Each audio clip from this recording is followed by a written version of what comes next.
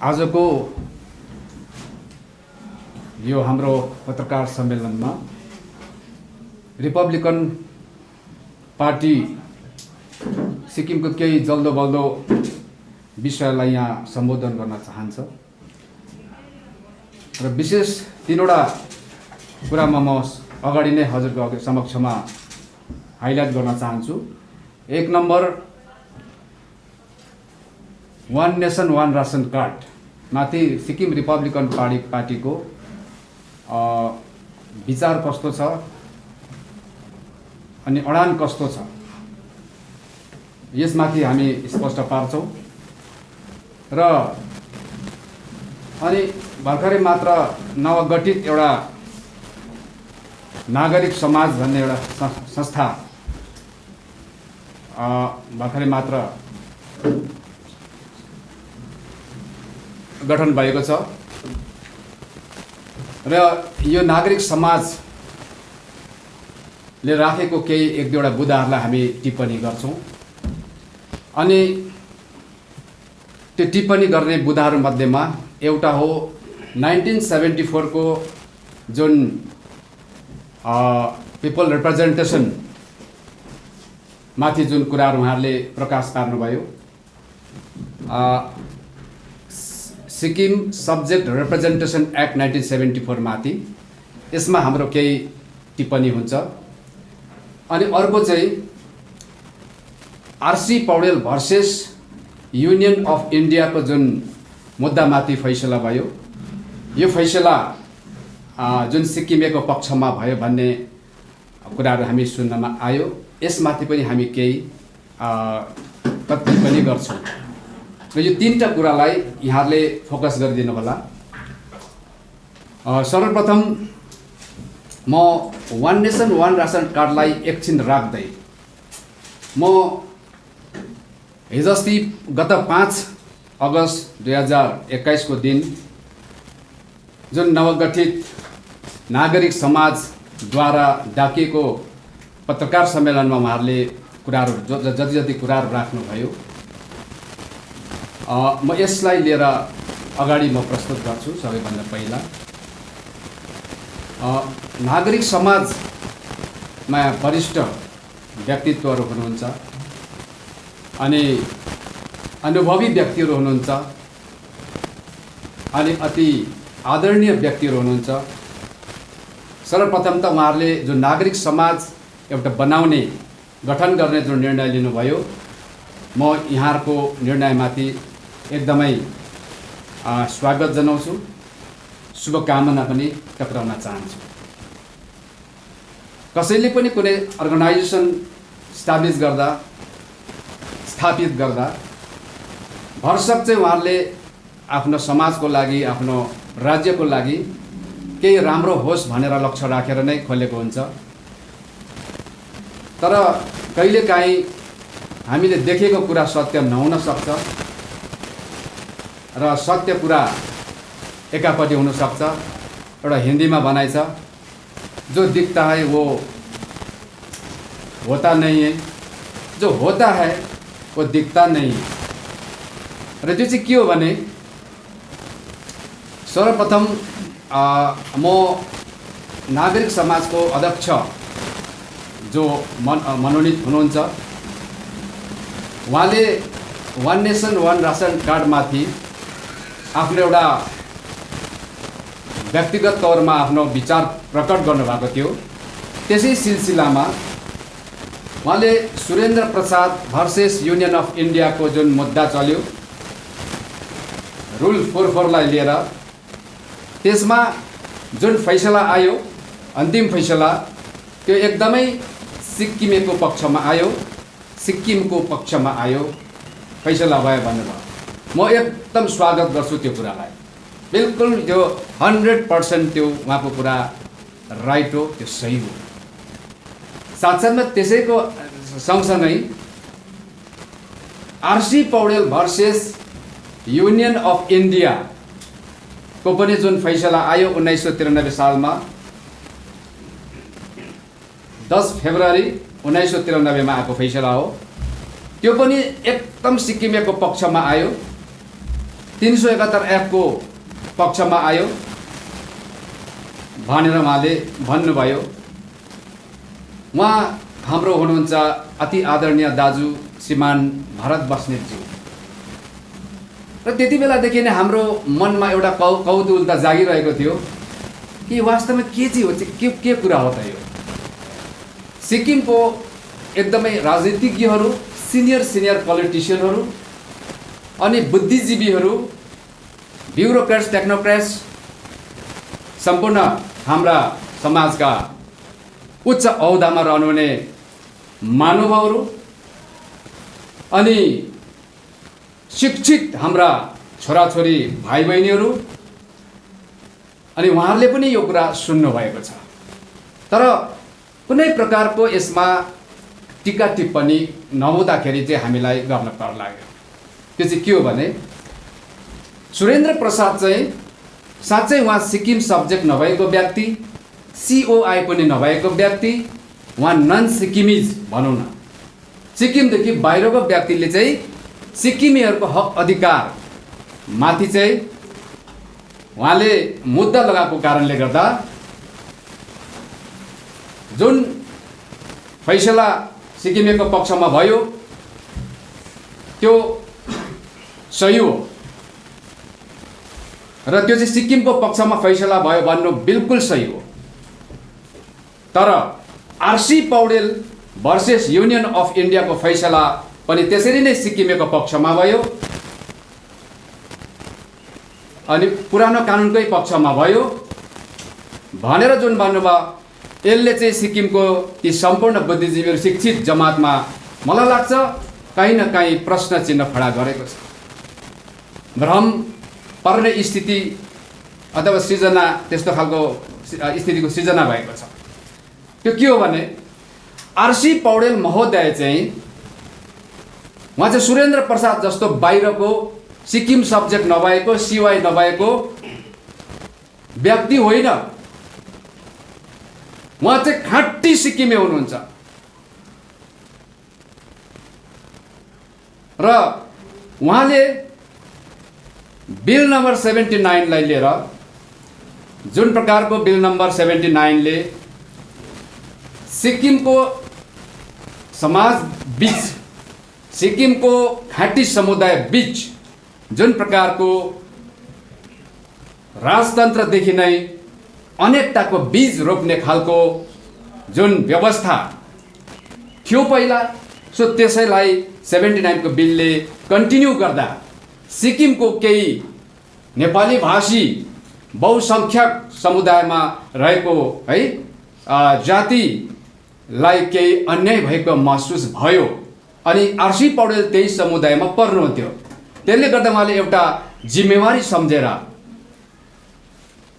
उहाँले एउटा यो मुद्दालाई जुडिसियरी मुद्दा बनाउनु भयो अनि हाइकोर्टदेखि लगेर उहाँले सुप्रिम कोर्टसम्म त्यो केस पुग्यो।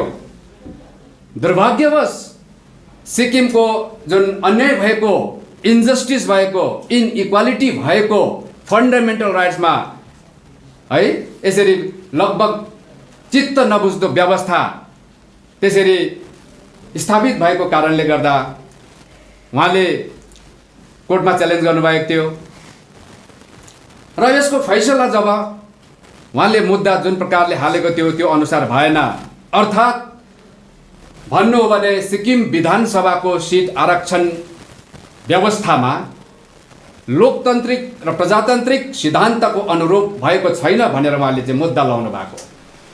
त्यसले गर्दा यो केस चाहिँ सिक्किमेलाई व्यवहारिक रूपमा, सिक्किमको यहाँको खाँटी बासिन्दालाई संवैधानिक रूपमा, भावनात्मक रूपमा एक सूत्रमा बान्नको लागि उहाँले चेष्टा गर्नुभएको थियो।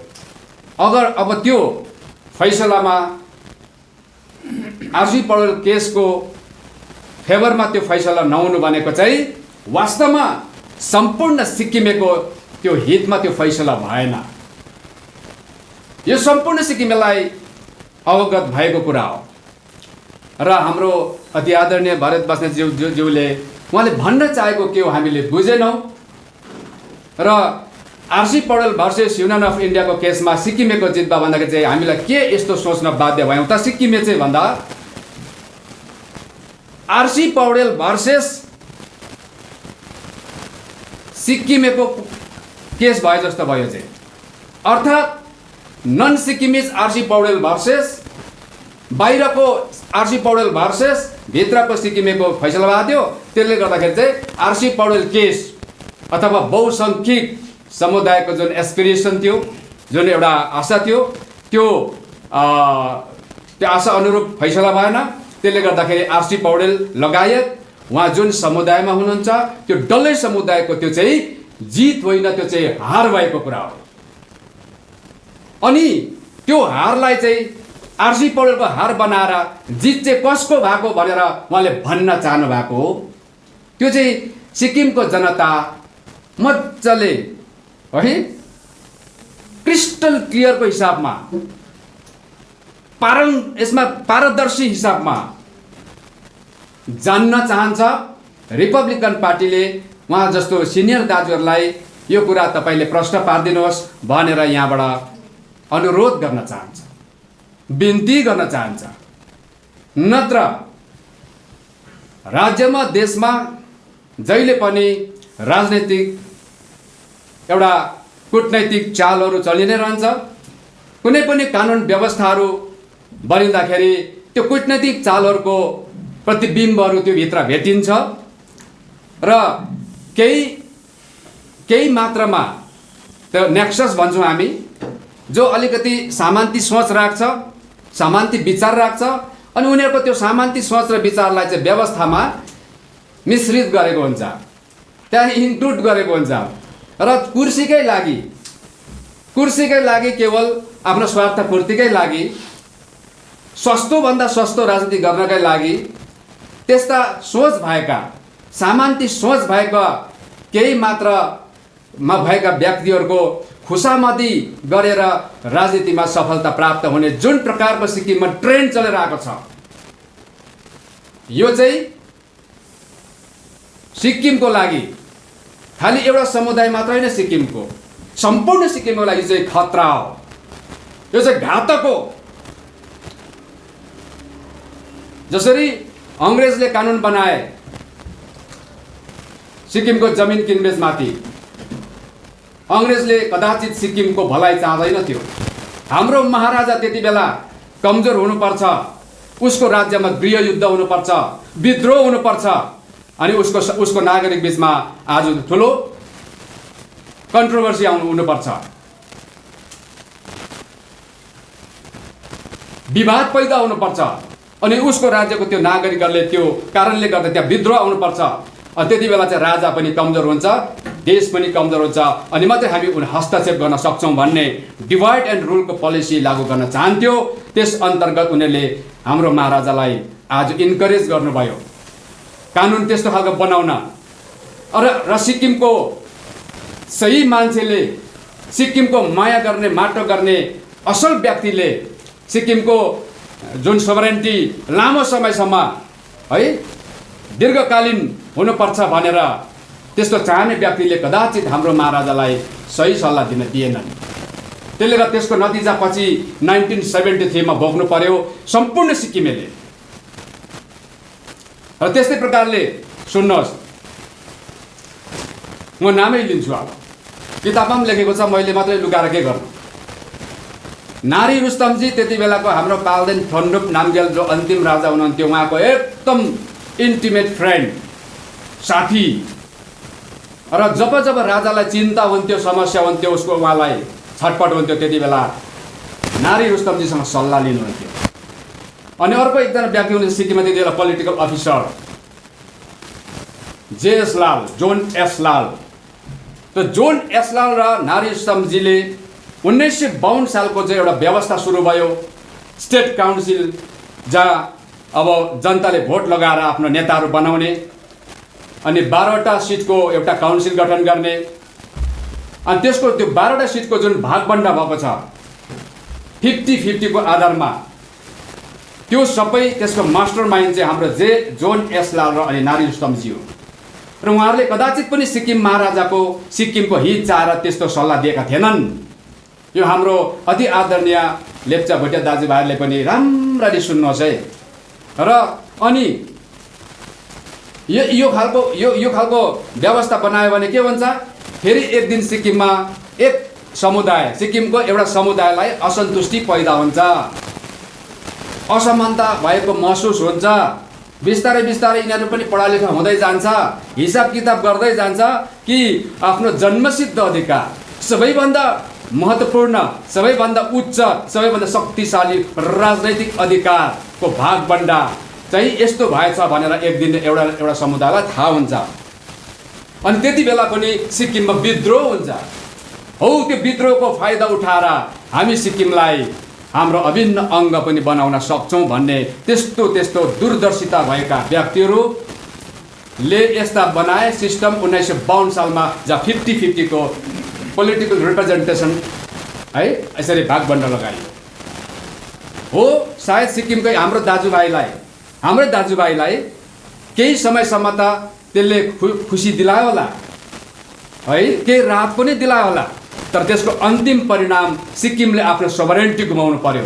किनभने 1973 मा त्यो जुन असन्तुष्टिले चाहिँ बाहिर डरलाग्दो रूप धारण गर्यो, यानि कि 73 को एजिटेसनको रूपमा कि यो प्यारिटी हटाउनु पर्छ अनि 1 man 1 vote 1 भ्यालु सिक्किममा लागू गर्नुपर्छ। अनि प्यारिटी हटाउनु पर्छ भनेको चाहिँ के हो? अर्को शब्दमा भन्नु भने एसेम्ब्लीमा होस् चाहे काउन्सिलमा होस्, पोलिटिकल रिप्रेजेन्टेसन चाहिँ जनसङ्ख्या जसको जति छ त्यसको आधारमा हुनुपर्छ भनेको। त्यो चाहिँ हो प्रिन्सिपल अफ नेचरल जस्टिस, त्यो चाहिँ हो इक्वालिटी। त्यसले चाहिँ समाजलाई एउटै बनाएर एक सूत्रमा तपाईँको एकबद्ध गराउँछ। कसैलाई पनि आपसमा सिक्किमभित्रै एउटा दाजुलाई अर्को भाइसँग देख्दा शङ्का पैदा हुने, डर पैदा हुने, अर्कोले अर्को देख्दाखेरि त्यो त्यस्तो नहुने, मैत्री भाव आज तपाईँको त्यहाँ पैदा हुन्छ, भाइचारा पैदा हुन्छ। सुन्नुहोस् अब, सो त्यसले गर्दाखेरि चाहिँ आज त्यो हुन दिँदैन थियो। त्यसले गर्दा 73 मा इक्वालिटीको लागि प्रोपोर्सनेट हुनुपर्छ रिप्रेजेन्ट भनेर आन्दोलन भयो।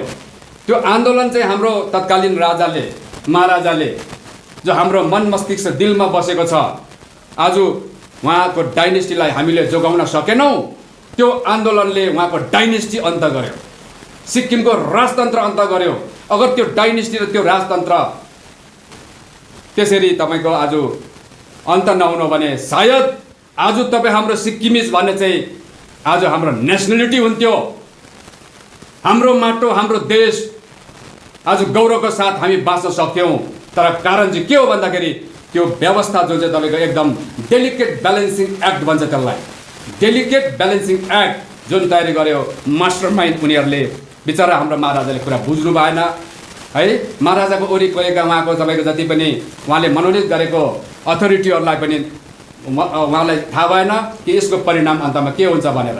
अब सुन्नुहोस्, सो त्यसले गर्दाखेरि अब यो व्यवस्था अहिले पनि हाम्रो दाजुभाइहरूले चाहिँ त्यो त्यति बेलाको व्यवस्था जसको विरुद्धमा आज सिक्किममा सङ्घर्ष भएको थियो, त्यो व्यवस्था चाहिँ यो निरन्तर रहनुपर्छ। यस्तै यसलाई संशोधन गर्नु हुँदैन, सिक्किमको दाजुभाइ बिचमा यसलाई सम्मान बनाउनु हुँदैन भन्ने सोच सिक्किममा झल्किँदैछ अहिले। अनि यसको परिणाम पनि भोलि सिक्किममा अर्को एउटा तपाईँको क्रान्तिको, अर्को एउटा विद्रोहको अखडा बनाउनु खोज्दैछन् यी हाम्रा दाजुभाइहरूले, जस्तो हामीलाई लाग्दैछ। त्यसले गर्दाखेरि त्यति बेला जब सिक्किममा हामी विद्रोह गर्छौँ त्यसको फल कदाचित पनि हाम्रो हातमा आएको छैन र त्यसले गर्दाखेरि नोक्सान भएको छ र मजबुर गराउनु हुँदैन सिक्किमको समाजलाई फेरि पनि अर्को एउटा विद्रोह गर्नको लागि।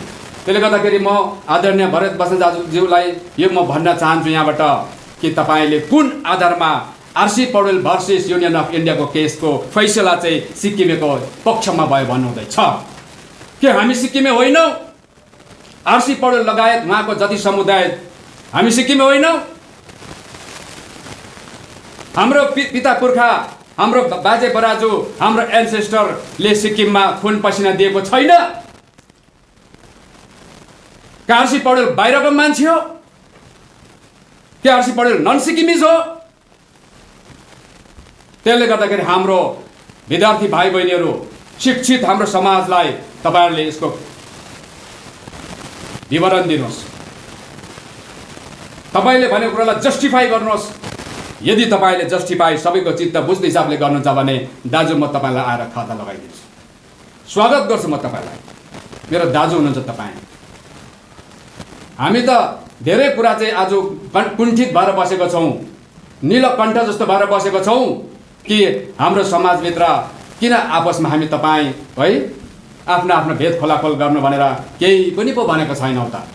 भन्नु पर्यो भने सिक्किममा तपाईँ हाम्रो समाजभित्र कसको राजनीति गर्ने उद्देश्यहरू कस्तो कस्तो छ, के को लागि छ भनेर भन्नु पर्यो भने आज हामी सायद सिक्किमको मिडियामा वर्षौँ भन्दा पनि हामी सक्दैनौँ। त्यत्रो विज्ञापन कलेक्सन छ त हाम्रोमा त हजुर, हामीलाई बोल्न बाध्य गराउनु भयो भने चाहिँ यो एक। अब नागरिक समाजको कुरा म गर्दैछु। संरक्षक हुनुहुन्छ हाम्रो अति आदरणीय दाजु भने पनि आज्ञा भने पनि श्रीमान छितेन टासी साहब हुनुहुन्छ। उहाँले पनि यहाँ कतैबाट गर्नुभयो होला कन्फरेन्स भन्नुहुँदै थियो। त्यही Surendra Prasad versus union of इन्डियामा हाम्रो जित भयो, RC Paudel versus union of इन्डियामा पनि सिक्किमेको जित भयो अनि 371 F को जित भयो। आरसी पौडेलको लागि 371 F छैन। आरसी पौडेल जुन समुदायमा छ त्यो समुदायको लागि 371 F होइन। त्यसले गर्दाखेरि म हाम्रो आज्ञालाई अति नम्रताको साथमा म उहाँलाई सोध्न चाहन्छु, अनि त्यो कसरी 371 F को हितमा पक्षमा भयो अनि कुन सिक्किमेको पक्षमा भयो त्यो तपाईँले क्लियर गर्नुहोस्। बहुसङ्ख्यक 80% मा रहेको नेपाली भाषी जुन फैसलामा आज उहाँहरूले एउटा जुडिसियरीबाट पनि अन्याय भएको महसुस गर्नु पर्यो। साथसाथमा भारतको कुनै पनि राज्यमा बसोबास गर्ने नेपाली समुदायलाई कुनै पनि अथोरिटीबाट, कुनै पनि कन्सर्न मिनिस्ट्रीबाट, कुनै तपाईँको जुडिसियरीबाट चाहिँ अहिलेसम्म तिमीहरू चाहिँ बादमा नेपालबाट आएको इमिग्रेन्ट हो भनेको छैन।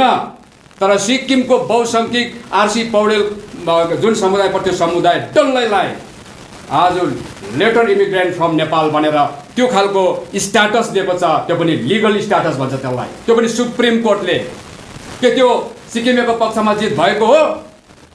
अनि सिक्किमको बहुसङ्ख्यक समुदायलाई कतै न कतै अन्याय भएको महसुस भइरहेको छ। यो समाज असन्तुलित भएको भान भइरहेको छ र यसलाई सन्तुलित बनाऊ भन्ने जुन उहाँको चाहना अनुरूप मुद्दा लडिएको थियो तर त्यो अधुरो रह्यो। के त्यो सिक्किमेको जित हो? हाम्रो रिपब्लिकन पार्टीको प्रश्न छ। अनि साथसाथमा सम्पूर्ण सिक्किमको राजनीतिज्ञ, बुद्धिजीवी, सम्पूर्ण शिक्षित हाम्रो भाइ बहिनी छोराछोरीहरूले पनि यो कुरामा तपाईहरुले गम्भीर भएर चिन्तन गर्न सोचिदिनुहोस्। र अर्को अब म आउँदैछु 1974 को कुरा।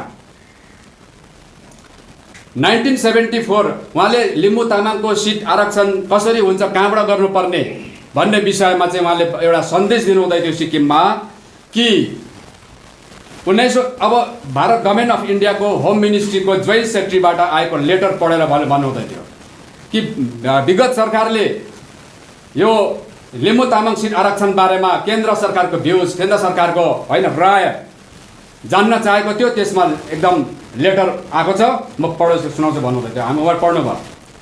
अब लिम्बू तामाङको सिट चाहिँ 371 F ले सिक्किमलाई गभर्न गरेकोले गर्दा 371 F भारतको संविधानको एउटा अङ्ग, एउटा के अरे आर्टिकल भएकोले गर्दा 371 F ले नै सिक्किमको विभिन्न जाति समुदायको सिट आरक्षण गर्ने सब आर्टिकल F मा प्रोभिजन भएको कारणले गर्दा चाहिँ आर्टिकल 332 र अन्य भारतको संविधान अन्तर्गत लिम्बू तामाङको सिट आरक्षण हुँदैन र सिक्किममा अन्य रहलको पनि हुनेवाला छैन। त्यो चाहिँ हो 371 F को आधारमै हुन्छ। त्यसमा एकदम म स्वीकार गर्छु हाम्रो छितेन टासी आज्ञा कुरा। र अब अब ओल्ड लजको कुरा आयो। फेरि 371 F ले ओल्ड लजलाई प्रोटेक्ट गर्ने कुरा आयो। ओल्ड लज अनुसार सिक्किम चल्छ, 371 F ले प्रोटेक्ट गरेको छ। त्यसले गर्दाखेरि अब ओल्ड लज मध्येमा सिक्किम सब्जेक्ट रिप्रेजेन्टेसन एक्ट 1974 अन्तर्गत 74 मा चुनाव भयो। प्रजातान्त्रिक सिक्किमको पहिलो चुनाव र पहिलो सरकार गठन भयो एलडी काजी साहबको अगुवाईमा। अनि त्यति बेला 1974 सालमा कस्तो खालको एरेन्जमेन्ट थियो विधानसभाको सिट एलोकेसनमा भन्दाखेरि एकापट्टि 16 वटा डाइरेक्ट भुटिया लेप्चाको नाममा यतापट्टि 16वटा नेपालीको नाममा, नेपाली समुदायको नाममा, अनि एउटा सिट सङ्घ भनेर त्यही 16 बिएलको भित्र इन्क्लुड भयो। यतापट्टि एउटा सेड्युल कास्ट, एउटा चोङ भनेर त्यही 16 भित्र इन्क्लुड थियो। र त्यसले गर्दाखेरि अब पुरानो कानुन अनुसार नै हाम्रो लिम्बू तामाङ दाजुभाइको 371 एक्टले प्रोटेक्ट गरे अनुसार नै, त्यसमा भएको प्रोभिजन अनुसार नै लिम्बू तामाङको सिट दिनुपर्ने हुन्छ भनेर चाहिँ त्यो केन्द्रले लेटर पठाएको, उहाँले पढ्नुभयो, त्यो केन्द्रले पठाएको।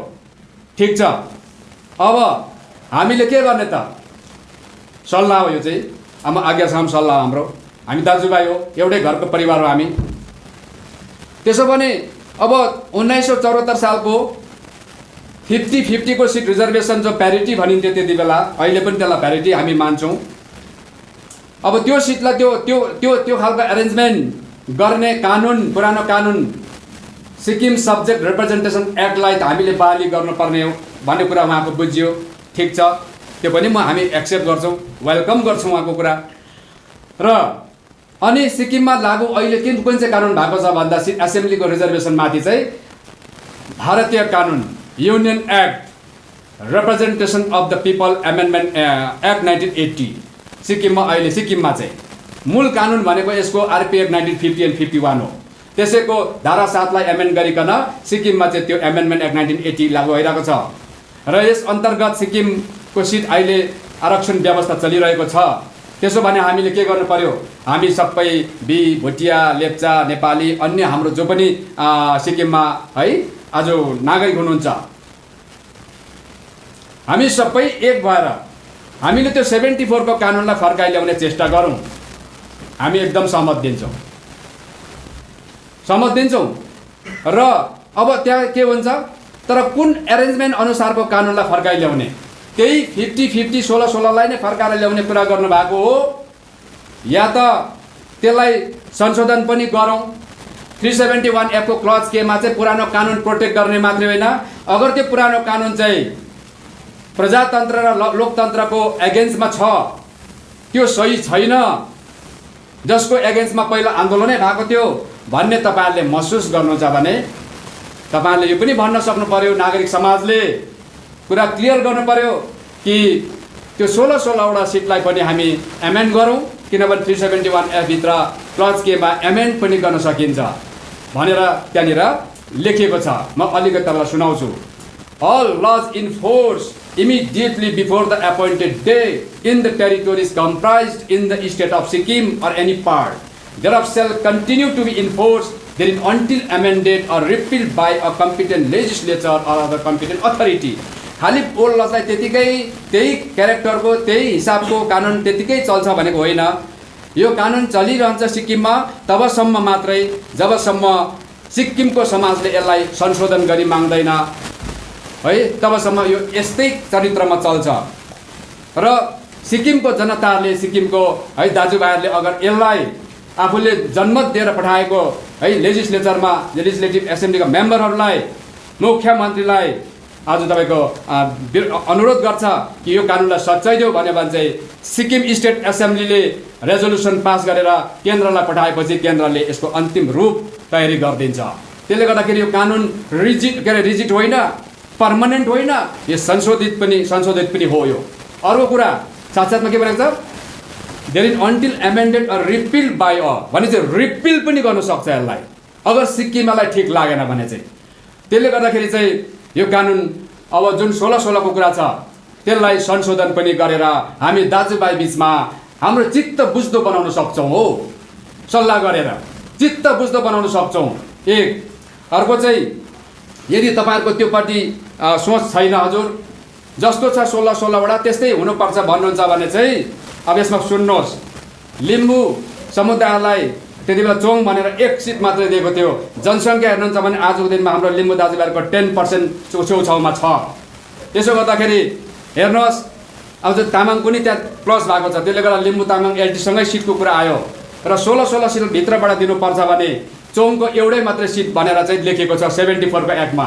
त्यसो भने के हजुर नागरिक समाजले चाहिँ लिम्बू समुदायलाई एउटा सिट दिँदा भइहाल्छ, उहाँहरू खुसी भइहाल्छ भनेर हाम्रो लिम्बू समुदायलाई चाहिँ एउटा सिटमा चाहिँ उहाँहरूले त्यो सिन्की खाँदे जस्तो हो, हेर्दा चाहिँ बाहिरबाट धेरै देखिन्छ तर त्यो टिपेर सुकाउँदाखेरि साग होस् चाहे मुलाको सागहरू होस्, तर त्यसलाई जब भाँडामा खादिन्छ त्यति बेला तपाईँको यति 1 डोको साग चाहिँ 2 केजीमा परिणत हुन्छ, 1 केजीमा परिणत हुन्छ। त्यसरी खाँदेर चाहिँ चोङ सिट लिम्बूलाई चाहिँ 1 सिट मात्रै हुनुपर्छ भन्नुभएको हो कि या त हाम्रो लिम्बू तामाङ दाजुभाइलाई त्यो 16वटा लिएर चाहिँ त्यहाँबाट जनसङ्ख्याको आधारमा दिनु भन्नुभएको, यो कुरा स्पष्ट हुनु पर्यो, यो कुरा स्पष्ट हुनु पर्यो। र यसरी आज सिक्किममा कुरा राम्रोसँगले क्रिस्टल क्लियर नगरिकन हामीले राजनीति गर्नु र कुनै सङ्गठनले काम गर्नु सिक्किमको लागि घातक हुन्छ। म अति आदरणीय हाम्रो नागरिक समाजको संरक्षक चिफ प्याट्रन श्रीमान छितेन टासीज्यू लगायत उहाँको जति पनि हैन साथीभाइ हुनुहुन्छ, मेरो तपाईँहरूलाई अपिल छ, हामी अन्तमा दाजुभाइ हौँ, एउटै घरको परिवार हौँ र जहाँ जहाँ तपाईँ हामीलाई चित्त बुझेको छैन चित्त बुझाउने खालको काम गरौँ र सबै सिक्किमेको भलाइ हुन्छ। र अर्को कुरा अब म आउँछु 1 नेसन 1 रासन कार्डमा। सायद रिपब्लिकन पार्टीमाथि विभिन्न प्रकारको सोच पैदा हुन्छ होला। 1 नेसन 1 रासन कार्ड किन बोलेको छैन भन्ने आज म क्लियर गर्न चाहन्छु। यो पेन्डेमिकले गर्दाखेरि अड र इभन मेन्टेन गर्नु परेकोले गर्दा भनेको बेलामा आउन सकिँदैन। म गान्तोकदेखि धेरै टाढामा छु र आजको यो मौकामा म कुरा गर्दैछु। सिक्किम 371 एक्टले प्रोटेक्ट गरेको भने सबैले भन्छ, पुरानो कानुन प्रोटेक्ट गरेको हो नि त। त्यसले गर्दा पुरानो कानुन अन्तर्गत सिक्किम चल्नु पर्यो। त्यसले गर्दा सिक्किमको विशिष्ट पहिचान छुट्टै छ भन्ने कुरा पनि साँचो। र सुन्नुहोस्, अब सिक्किममा जब जब केन्द्रीय कानुनहरू केन्द्रको कुनै पनि पोलिसीहरू सिक्किममा लागू गर्नुपर्ने हुन्छ या इम्पोज गर्नुपर्ने हुन्छ त्यति बेला चाहिँ रेफरेन्डममा सिक्किम भोट लगाएर सिक्किम भारतमा 22औं राज्यमा परिणत गरिदिने जनताहरूले चाहिँ आफ्नो ओपिनियन दिएर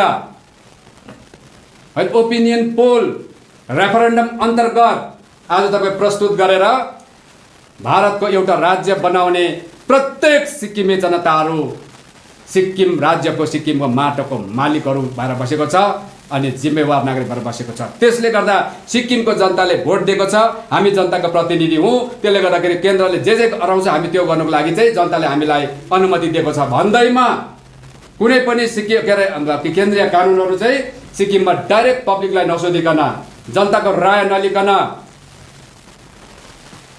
अनि जनसुनवाई नगरिकन क्याबिनेटमा यसलाई यो प्रस्तावलाई नलिकन र अनि क्याबिनेटले पास गरेको बादमा एसेम्ब्लीमा डिबेट नगरिकन डिस्कस नगरिकन आज केन्द्रीय कानुनहरूलाई केन्द्रको पोलिसीहरूलाई सिक्किममा डाइरेक्ट लागू गर्नु भनेको चाहिँ या त केन्द्रको अगाडि नतमस्तक छ सरकार, केन्द्रको अगाडि बोल्न नसक्ने कुण्ठित बन्ने सरकार छ सिक्किममा, या त डेभलपमेन्टको नाममा सिक्किमको विकासको नाममा आज सिक्किमको रहलपहल अधिकारहरू पनि अस्तित्वहरू पनि आत्मसम्मान पनि आज लगेर तपाईको केन्द्रमा लगेर बेच्दैछ। नत्र भने एउटा जिम्मेवार सरकारले मुख्यमन्त्री महोदयले हामीलाई जनताले जनमत दिएर पठाएको छ अनि यो सम्पूर्ण जनता म लगायत सम्पूर्ण जनतालाई 371 एक्टले सुरक्षा दिएको छ अनि सुरक्षा चाहिँ बोल लजलाई प्रोटेक्ट गरेर दिएको छ भनेर उहाँलाई यदि यो जिम्मेवारी थाहा हुन्थ्यो भने उहाँकोमा यो खालको नैतिकता थियो भने उहाँले चाहिँ आज सिक्किमको जनतालाई सोध्नु पर्थ्यो। विभिन्न जनताको सङ्घ संस्थाहरू छ, पोलिटिकल पार्टीहरू छ, जहिले पनि यो पोलिटिकल पार्टीहरूलाई हजुरहरूले दुश्मन नसोच्नुहोस्। सम्पूर्ण पोलिटिकल पार्टी र सङ्घ संस्था सिक्किमको हितको लागि खोलिएको। त्यसले गर्दा सबै हितधारक सङ्गठनहरूलाई तपाईँहरूले कन्फिडेन्समा लिएर चाहिँ अनि मात्रै अगाडि तपाईँहरूले कुनै कानुन ल्याउनु छ भने तपाईँहरूले त्यो कुरा गर्न सक्नुहुन्छ। र सर्वप्रथम त सिक्किमको 371 एक्टले भारतको यो सिक्किमलाई सञ्चालन गर्ने पुरानो कानुन बाहेक कुनै पनि कानुन संविधान 371 संशोधन गरेर यहाँनिर लागू गर्नु छ भने त्यो भारत सरकारले चाहेर पनि डाइरेक्ट सक्दैन। अनि सिक्किम सरकारले पनि यसरी जनतालाई हेपेर जनताको भावनाको कदर नगरिकन जनताको आज यो गरिमालाई लट्याएर चाहिँ 371 एफलाई तरलीकरण गर्ने काम चाहिँ नगर्नु र चामल थापेर खाने फेसिलिटी भारत सरकारले जो भारतभरि दिलाएको छ है, कहीँ उहाँलाई बारबन्देज छैन। त्यो भारत सरकारले आफ्नो गरिब जनताहरू, विभिन्न क्याटेगोरीमा पर्ने त्यो खाजनाहरू पाउनु पर्ने क्याटेगोरीको जनताहरूलाई उनले त एउटा राम्रो पोलिसी फ्याँकिदिएको।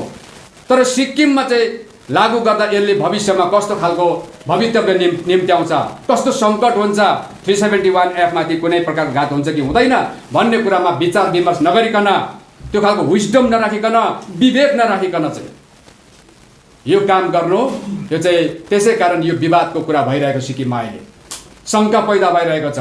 अझै पनि समय छ।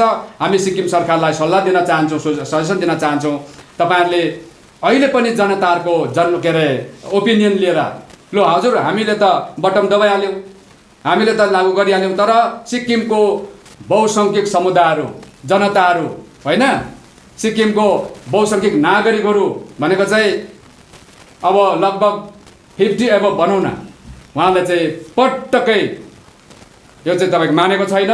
त्यसले गर्दाखेरि मैले विथड्र गर्दैछु भन्नु अहिले पनि सक्छ।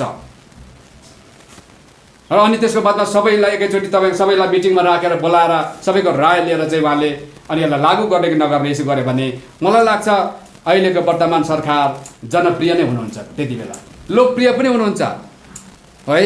सायद आयु पनि बढ्नु सक्छ सरकारको, व्यक्तिको भनेको होइन। फेरि मैले मोराले घटाउने हो क्या भनेर सोच्दा मैले भने सरकारको सत्ताको भनेको हो। सत्ताको आयु पनि रमिनु सक्छ, तर जनताले चाहे जस्तो काम चाहिँ गर्नु पर्यो। र यो जुन चाहिँ 371 एफ तरलीकरण गर्ने कुरा छ, यो चाहिँ फेरि एउटा कुरा बुझिराख्नुहोस्, यो चाहिँ अहिले वर्तमान सत्ताधारी पार्टीले सरकारले मात्रै गरेको भनेर चाहिँ म भन्न मिल्दैन। किनभने योभन्दा बढी सिक्किममा 371 एफको तरलीकरण गर्ने काम चाहिँ विगत सरकारले पनि गरेको छ। अहिले त सुरु हुँदैछ। अहिले अब यो कतिसम्म गर्ने हो? हामी सिक्किमे जनता सचेत भएन भने, हामी भुटिया, लेप्चा, नेपाली, अन्य हाम्रो समुदायहरू पनि छन् है, जो ओल्ड सेटलर्सहरू पनि हुनुहुन्छ, हामी सबै मिलेर आज हाम्रो झगडा गर्नको लागि अगाडि जागेनौँ, सचेत भएनौँ भने अब वर्तमान सरकारले सुरु गरेको छ 371 एफको तरलीकरण गर्न। यो भोलिको दिनमा कुन हद तक कहाँ पुग्छ यसको आज त हामी अड्कल गर्न गाह्रो पर्छ। र म विगत सरकारको कुरा गर्दैछु। सिक्किममा हेर्नुहोस्, 371 एफले पुरानो कानुनको रक्षा गर्दै थियो भने सिक्किमको जनतालाई नसोधिकन एउटा घमण्डको साथमा उहाँहरूले सिक्किमको पुरानो कानुन कुन चाहिँ तपाईँको खत्तम गर्यो म भन्दैछु। Sikkim income tax manual order 1948, Sikkim companies registration act 1961, Sikkim forest act, Sikkim motor vehicle act, अब थुप्रै छ यस्तो कुराहरू। यस्ता कानुनहरू जो 371 एफले निरन्तर सुरक्षा दिइरहेको थियो, विगत सरकारमा जनतालाई कुनै प्रकारको थाहा नदिकन, नसोधिकन केन्द्र सरकारको अगाडि विकासको नाममा हाम्रो ती पुरानो कानुनहरू सबै होम लगाइदियो स्वाहा भनेर। अन्त अहिले आएर विगत सरकार चलाउने महानुभावहरूले उहाँहरूले चाहिँ मलाई लाग्छ 371 को तरलीकरण भयो भन्दै अगाडि आउनु चाहिँ उहाँहरू स्वयंलाई अप्ठ्यारो लाग्नुपर्छ। जस्तो बराजै उस्तै नाति त हो अहिले त। गुरु चेला, गुरु शिष्य परम्परामा सिक्किमको राजनीति चलिरहेछ। सुन्नु त्यो कसरी? एलडी काजीको बादमा जति पनि सिक्किममा सरकार हुँदैछ त्यो चाहिँ बहुसङ्ख्यक समुदायबाट हुँदैछ। लिडरसिप चाहिँ, लिडर अफ द हाउस चाहिँ उहाँको हातमा छ सरकार। त्यहाँदेखि एलडी काजीको बाददेखि यता चाहिँ सिक्किमको 371 एफमाथि बार तपाईँको तरलीकरण गर्ने काम भएको छ। त्यसले गर्दाखेरि अनि 15 वर्ष सरकार चलाउनेको चेला हो, 25 वर्ष चलाउने चाहिँ। सुन्नुहोस् न, 15 वर्ष सरकार चलाउनेको चेला हो, 25 वर्ष सिक्किममा सरकार दिने, केही फरक थिएन। बोट त्यही हो। त्यसले गर्दाखेरि त्यही फल झरेर त्यहाँबाट उम्रेको त स्वाद त अर्को हुँदैन थियो। त्यहाँदेखि फेरि अहिले सुन्नुहोस्, फेरि त्यही 25 वर्षको वृक्षबाट झरेको फलले फेरि मुनिबाट तपाईँको जमिनबाट है बहुत मुस्किलले खुट्टा टेकेर उम्रेर अहिले निकै ठुलो झ्याङ भएको छ। स्वाद लु सिक्किमको जनताले लु फाल्टो पाउँदैछ त त्यही स्वाद छ। अन्त म त अझ शिक्षित समाजलाई है हाम्रो बुद्धिजीवीहरूलाई म यो कुरा राख्न चाहन्छु कि परिवर्तन भन्नेको परिभाषा चाहिँ कस्तो हुन्छ। क्रान्तिको परिभाषा र परिवर्तनको परिभाषा चाहिँ हामीले जुन ल्याएको छौँ अहिले त्यही हो त?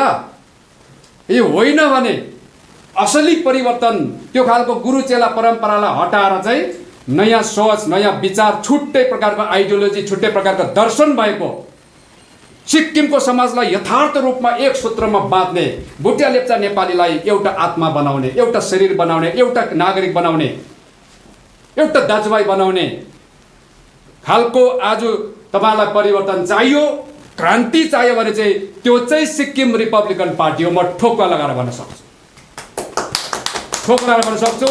त्यसले गर्दाखेरि चाहिँ हाम्रो सिक्किमको सम्पूर्ण आमा बाउ, दाजुभाइ, दिदीबहिनी, सम्पूर्ण महानुभावलाई म आह्वान गर्न चाहन्छु मिडियाको माध्यमबाट, यदि तपाईँहरू पनि साँच्चै क्रान्ति, साँचो एकता, साँच्चै सद्भावना, साँच्चै भाइचारा, साँच्चै समानताको कुरा गर्नुहुन्छ भने चाहिँ रिपब्लिकन पार्टीदेखि बाहेक अन्य कुनै पनि राजनीतिक सङ्गठन तपाईँहरूले पाउनुहुन्न। मैले अरू सङ्गठनलाई मैले फेरि है अलिकति बचाउनु खोजेको होइन। यदि थियो अरू सङ्गठनमा भने म खुद त्यो पार्टीमा हुन्थेँ। र अन्तमा मैले अब सक्दैछु र अन्तमा आएर म के भन्न चाहन्छु भने विशेष गरेर हाम्रो लेप्चा अनि भुटिया दाजुभाइहरू, जो हाम्रो दाजुभाइहरू हुनुहुन्छ, समुदायहरू हुनुहुन्छ, अल्पसङ्ख्यकमा हुनुहुन्छ, हामीलाई उहाँहरूको चिन्ता छ, माया छ। सबै समुदायले अस्तित्वको लागि लडाइँ गर्छ, अस्तित्व बचाउनको लागि इमान्दार भएर लड्छ। अनि हाम्रो छितेन टासीज्यू चाहिँ ती मध्येमा एकजना आफ्नो समुदायको, आफ्नो जातिको अस्तित्व, अस्मिता र उसको है अधिकार सुरक्षाको लागि इमान्दारपूर्वक स्ट्रगल गर्ने एकजना व्यक्ति हुन्। अनि उहाँ हाम्रो त्यस कारणले गर्दा त्यहाँबाट हामी इन्लाइटन भएको छौँ। त्यसले गर्दाखेरि म उहाँलाई एक प्रकारले टिचरको रूपमा पनि हेर्छु। म उहाँलाई कहिले कम्युनलको रूपमा हेर्दिनँ, तर मलाई चाहिँ तपाईँहरूले पनि, मलाई थाहा छ तपाईँहरूले कम्युनलको रूपमा हेर्नुहुन्न, तर आँखामा पट्टी बाँधेको अन्धकारमा जिउने केही हाम्रो महानुभावहरूले हुनसक्छ मिस्टर केबी राईलाई कम्युनलको दृष्टिकोणले हेरेको छ भने मेरो तपाईँलाई भन्नु केही छैन।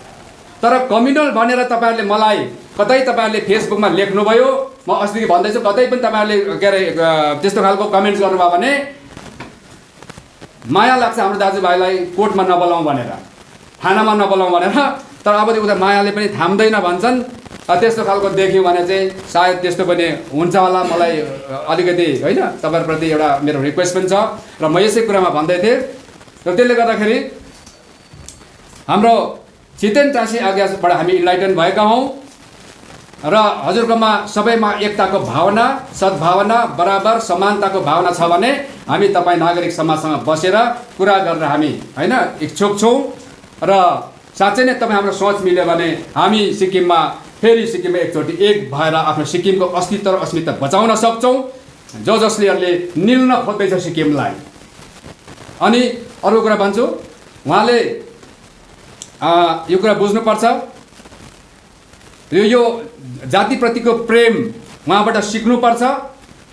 पहिला आफ्नो जातिप्रतिको प्रेम छ भने पो त्यो प्रेमै हो, त्यो प्रेम अरूमा पनि हुन्छ। त्यसै कारण आज तपाईँको विश्वको सबै धर्मगुरुहरूलाई एकदम एउटा धर्मगुरुको सम्मेलन गरेर अनि प्रत्येक धर्मगुरुलाई इन्टरभ्यू लिएको हुन्छ। एकदम अन्तर्राष्ट्रिय पत्रकारहरूले सोध्छ त्यति बेला सबै धर्मगुरुहरूलाई। इन्डियाबाट चाहिँ स्वामी विवेकानन्दलाई बोलाएको हुन्छ। स्वामी विवेकानन्दलाई सोध्छ, तपाईँ त गुरु हुनुहुन्छ, स्पिरिचुअल मास्टर हुनुहुन्छ, तपाईँको दृष्टि सम्पूर्ण लोक, सम्पूर्ण संसारमा भएका सबै सृष्टि भएका सबै प्राणीहरूलाई है, सबै राज्यको मानिसहरूलाई, सबै राज्यहरूलाई देख्ने तपाईँकोमा समदृष्टि हुनुपर्ने हो, एउटै दृष्टि हुनुपर्ने हो होइन। तर तर तपाईँकोमा त्यहाँ खोट देख्दैछौँ हामी भन्छ पत्रकार महोदयले। कहाँ छोड्छ तपाईँको? भित्रभित्र उनीहरू अध्ययन गरेको हुन्छ। त्यो खोट चाहिँ के हो भने तपाईँ भन्नुहुन्छ म धर्मगुरु विश्वलाई म एउटा दृष्टिले देख्छु भन्नुहुन्छ, तर फेरि पनि भन्नुहुन्छ मेरा भारत महान। मेरा भारत महान भन्नुको तात्पर्य चाहिँ तपाईँ अरू राज्य अरू राष्ट्रप्रति तपाईँको प्रेम छैन। तपाईँको राज्य र राष्ट्र मात्रै महान भएन। तपाईँले यस्तो प्रकारको तपाईँकोमा दैवी भाव देखिन्छ, दुई प्रकारको विचार देखिन्छ, भाव देखिन्छ भन्दाखेरि त्यति बेला स्वामी विवेकानन्दले के भन्नुभएको थियो? हुन त आजकल यहाँ जोक्स पनि चल्न थालेको छ। मेरो चाहिँ जोक्स होइन, फेरि म जोक्स गरेर बर्बाद गर्दिनँ समय। र उहाँ स्वामी विवेकानन्दले भन्नुहुन्छ जो व्यक्तिमा आफ्नै माटो आफ्नै राष्ट्र आफूप्रति माया र प्रेम छैन त्यो व्यक्ति अरूको लागि के हुन सक्छ? उसकोमा अरू राष्ट्र र अरू के अरे मानिसहरूको लागि कहाँबाट प्रेम पैदा हुन्छ? त्यसकारण सम्पूर्ण राष्ट्रलाई प्रेम गर्नको लागि पहिला प्र्याक्टिस गर्नुपर्छ, आफू स्वयंलाई पनि प्रेम गर्ने, आफ्नो राष्ट्र आफ्नो माटोलाई प्रेम गर्ने। त्यसकारण म सन्देश दिन चाहन्छु प्रत्येक नागरिकले आफ्नो राष्ट्रलाई प्रेम गर्नुहोस्। भनेपछि सबै राष्ट्रको नागरिकले आफ्नो राष्ट्रलाई प्रेम गरेको छ भने चाहिँ त्यो प्रेमको त्यो के अरे बहाव संसारमै तपाईँको समुद्र जस्तो बनेर बस्छ। त्यसले गर्दाखेरि उहाँले दिनुभएको यो कुराहरू। त्यस्तै अब मलाई अस्ति आह्वान गर्नुभयो हाम्रो आज्ञाले, अरे त्यो 74 सालको चुनावमा जुन नेपाली 16वटा सिट थियो त्यो अहिले पनि 371 भित्र जिउँदैछ। कहाँ गयो हो नेपाली दाजुभाइहरू? कुन दुलोमा लुक्नुभयो तपाईँहरू? के गर्दै हुनुहुन्छ भन्दाखेरि मलाई हुनुसम्म भयो दिदी है, हुनुसम्म भयो। अब अरू हाम्रो दाजुभाइलाई के भयो म जान्दिनँ। तर मैले सोचिरहेको थिएँ हुन्छ हाम्रो आज्ञाले आह्वान गरिहाल्नु भयो भाइलाई, दाजुले भाइलाई, अब भाइ त निस्किनै पऱ्यो नि त। त्यसकारण आज चाहिँ हाम्रो आज्ञाले आह्वान गरेकोले गर्दा म निस्किएको। अब म दाजुलाई आह्वान गर्छु र मेरो आजको यो अन्त गर्छु। दाजु हाम्रो आज्ञा छिदेन राजीज्यू, यो 16वटा सिटको लागि यो प्यारिटीको लागि जुन भन्नुहुँदैछ, अब भाइले के सुझाव दिन्छ भने त्यो प्यारिटीलाई तपाईँ हामी मिलेर यसलाई मजाले बसेर सच्याउँ हो। र अनि हाम्रो दाजुभाइको आफ्नो आफ्नो सन्तानहरू छ, दाजुको आफ्नै परिवारहरू छ, भाइको पनि आफ्नो परिवारहरू छ। म एउटा परिवार बिलङ गर्छु, तपाईँ एउटा परिवार बिलङ गर्नुहुन्छ, तर दाजुभाइ हो हामी। र दाजुलाई पनि लाग्छ भाइको परिवार बेसी छ र भाइलाई त्यो अनुसार नै हामीले पनि भागबन्डा दिनुपर्छ हो। अनि दाजुले त्यसरी सोच्छ भने र दाजु नै तपाईँहरू भएर बस्नु भएको हो भने भाइको यो बिन्ती छ र त्यो कानुनलाई हामी सच्याउँछौँ। पहिला चाहिँ 74 को त्यो कानुनलाई ल्याउँ, यहाँको आरपीएफलाई हटाउँ, भारतको त्यो पुरानो कानुनलाई ल्याउँ भन्नुहुन्छ भने हामी सबै तयारी छौँ, एकदम साथ दिन तयारी छौँ, हामी एक हुन तयारी छौँ। तर तपाईँले यो पनि भनिदिनु पर्यो नागरिक समाजले, हौ त्यो ल्याएपछि चाहिँ हामी सबै दाजुभाइ भएर एसेम्ब्लीमा हामी त्यसलाई संशोधन गर्ने एउटा प्रस्ताव बनाऊ र भारत सरकारलाई पठाउँ कि हाम्रो भाइको परिवारले केबी भाइको जुन समुदायमा छ, केबी भाइ जुन जाति समुदायमा पर्छ, त्यो समुदाय अगर जनसङ्ख्या बेसी छ भने हामी त्यही हिसाबले मिलाउँ, हाम्रो जनसङ्ख्या जस्तो छ त्यही हिसाबले मिलाउँ। हामी एकदम तयार छौँ र सिक्किममा हाम्रो भाइचारा प्रेम कायम गरौँ भने यस्तो तपाईँको महान हृदय, तपाईँको महान सोच छ भने म त तपाईँको के तपाईँ बोल्नु मात्रै अवस्था त्यसरी कन्फरेन्समा बोल्नुहोस् या तपाईँले इन्डिभिजुअल कुनै त्यस्तो बोल्नुहोस्। म सम्पूर्ण हाम्रो सन्तान जति आउनु सक्नुहुन्छ हामीसँग, तपाईँलाई हामी फादामालाले तपाईँलाई स्वागत गर्छौँ। यो हाम्रो वचन हो। हामी पनि धोका दिँदैनौँ। उहाँले भन्नुभएको छ आउनुहोस् दाजुभाइ दिदीबहिनीहरू, हामी धोका दिँदैन भने धोका हामी पनि दिँदैनौँ। त्यसले गर्दाखेरि चाहिँ यो हामी बसेर यो कुराहरू बात गर्नुपर्ने मलाई लाग्छ। र अगर यो कुरामा तपाईँहरू डिबेट गर्न चाहनुहुन्छ भने कम्ती थाक हाम्रोमा पनि छैन फेरि दस्तावेज। अब यहाँ बेला बेला ल्याउँ भन्दाखेरि लामो भयो केबी सर भनिदिन्छ र मलाई पनि अप्ठ्यारो छ। त्यसले गर्दाखेरि चाहिँ हाम्रोमा पनि बहुत छ डकुमेन्ट, हामी पनि तर्क गर्न एकदमै तयार छौँ। यति भन्दै मेरो भन्ने कुराहरू पार्टीको तर्फबाट यहीँ नै म राख्न चाहन्छु।